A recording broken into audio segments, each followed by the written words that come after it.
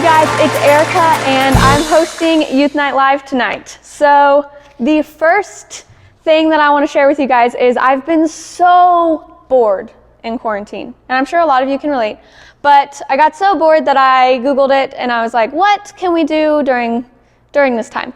And so these are some of the suggestions that I got, and I'll share my thoughts on them. So the first one is write a story. And all I can think of is when we did the EOCs or the CRCTs and you had like an hour to write and your hand cramps up really bad, and that just didn't sound fun to me. All right, the next one is make noise. I really don't want my parents to kick me out of their house, so I'm not going to do that one. Okay, this next one will also get me kicked out of the house, and it's redecorate. My mom has spent a lot of time and effort to make our house look the way that it does. Very specific. We're actually selling the house as well, so we can't do this. Not good. Oh, this next one. Look at old photos. I looked like a chipmunk until I was 17 years old, and I had major brace face, and I don't want to relive that, so no. This next one is paint with a blindfold on. And honestly, I kind of want to do this one, and I want to try and paint a person and then paint one of my parents and just tell them that I tried really hard on it and just offend them, because I think it'd be fun. All right, the next one is have a movie night, which I think everybody has done during quarantine, and this is my pre and post quarantine everyday thing, so it's not too helpful because I do it anyway. All right, this one's a little creepy, and I included it because I have no idea what it means.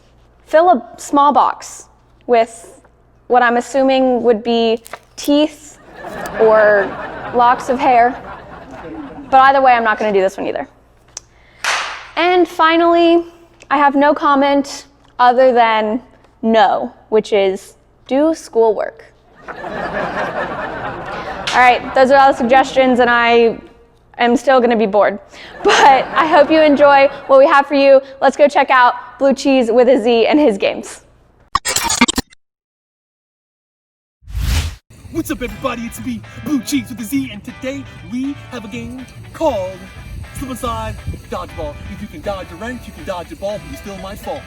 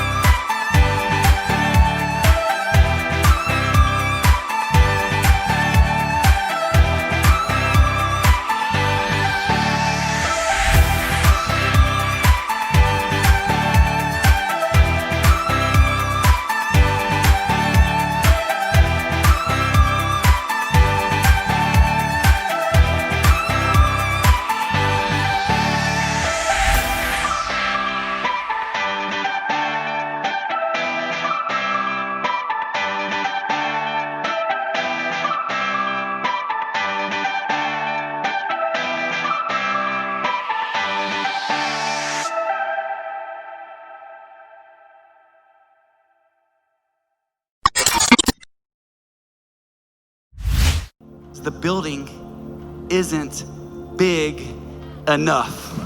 That next year, Motion 20, it's gonna happen, first of all. No building's gonna stop it. What we know now is this: Motion was never meant to be in one building or even 3 buildings. This year, for the first time ever, an entirely new experience. We're bringing Motion 2020 straight to you. Virtual, yet together. We're moving from the arena to your living room, to your church, your city, your phone, your computer, your friends, to your world.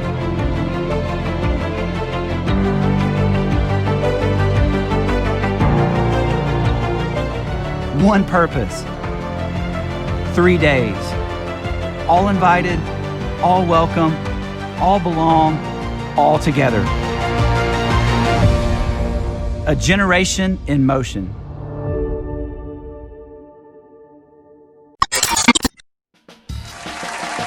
All right, welcome back, you guys. I have our first guest today. It is Logan, and we thought it would be fun, instead of asking Siri the question today, that we let her ask us. So, Siri, what's your first question for us? On a scale of 1 to 10, how difficult is it for you and your loved ones to decide where you want to eat? That's a really tough one. I'd say it's pretty difficult for my family specifically, but you and your family, how on a scale, what is it? Yeah, I think for me personally, I would definitely be like pretty low down there, like a 1 or a 2. Like Oh, you got your go-tos. got my go-tos Okay. right to the point. Like, All right.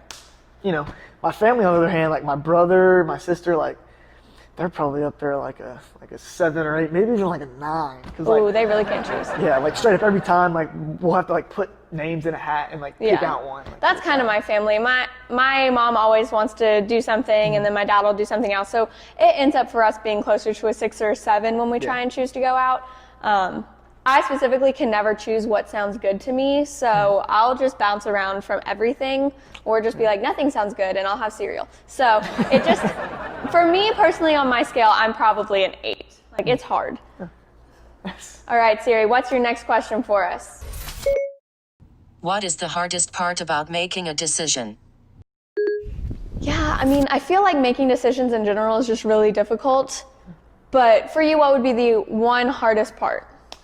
Yeah, I think I would probably say kind of the idea of like the unknown, you know, like not knowing what's going to happen when you make a decision. Like, is this going to happen if I make a decision? Like, how is this going to play out? Like, kind of being afraid of that, you know? Yeah, that's huge. And in this series, we're talking about the bigger picture, and it's so hard in making decisions to see the entire bigger picture.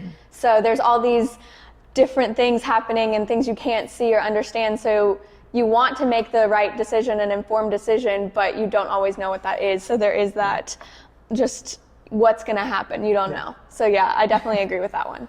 All right, Siri, what is your next question? Why is it sometimes difficult to choose to do the right thing? Ooh, that's a good question. Yeah, so how difficult even not knowing what the outcome is going to be?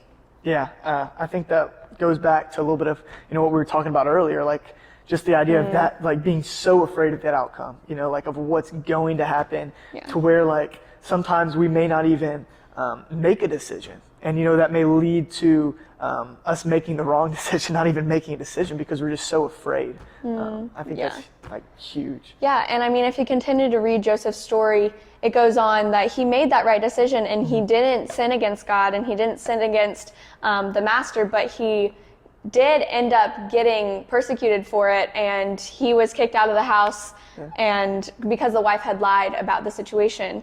And even though he had made that right decision, you never know how these decisions are going to turn out, what's going to happen to you in the reaction to it. But ultimately, because he made the right decision, it doesn't matter in his lifetime what the results look like, but when we get to heaven, what that looks like for us in the future. All right, Siri, what's your next question? What is an example from the Bible that talks about making the right decision? Ooh, an example from the Bible. The first one that comes up into my head is from Genesis, and it's 39:6b through 10. And it says, Now Joseph was handsome in form and appearance. And after a time his master's wife cast her eyes on Joseph, and said, lie with me. But he refused and said to the master's wife, behold, because of me my master has no concern about anything in the house, and he has put everything that he has in my charge. He is not greater in this house than I am, nor has he kept back anything from me except for you, because you are his wife. How then can I do this great wickedness and sin against God? And as he spoke to Joseph day after day, he would not listen to her to lie beside her or be with her. Dang. So she was all after Joseph. Yeah. She wanted him to be hers, and he said no. That was his decision. Yeah. He was like, nah, like I ain't doing this. Like, Yeah. nah. So that's got to be the right decision from that. For sure. Yeah. Yeah. All right, Siri, what's the next one? How do you know what the next right thing to do is? Oh, I mean, like we're saying from this whole conversation, making decisions is hard. So knowing when you're making the right decision, that's a really tough question. But I would say as long as you are taking into account the feelings of the people around you, your family, your friends, as long as you're looking at the bigger picture, which is what the series is talking about, you're trying to just involve everybody else as well as yourself in the decision-making process. And then inviting in people like a life group leader, inviting in someone that loves you, loves God, and has proven themselves trustworthy, and they can help you in the decision-making process, and they'll lead you towards a right decision. Yeah. So I think that's really how you would know. Yeah, and that's basically why we do life groups. You know, we do them to do life with people, to do life and just like bring what we're going through to a group, to people, and just be real and just be authentic with a group of people. And man, I'm just so pumped for life groups to start back in the fall. Like, I'm just so pumped. I can't wait. I know. It's going to be amazing. Yeah. Well, that's all we have time for today. Thank you guys for tuning in. And if you want to get more involved, please email the link below, and we hope to see you soon. All right, peace. Make sure to subscribe to the Cedarcrest Student YouTube channel to hear more from Erica, Logan, and Justin. Sundays at 11 a.m. and 4:30 p.m. I got to see how Philly played at such an early age. What my father was into sent him to his early grave. The mom started chasing that bass like Willie Mays. My childhood was all of 40 nights and 40 days. Trouble was my ball.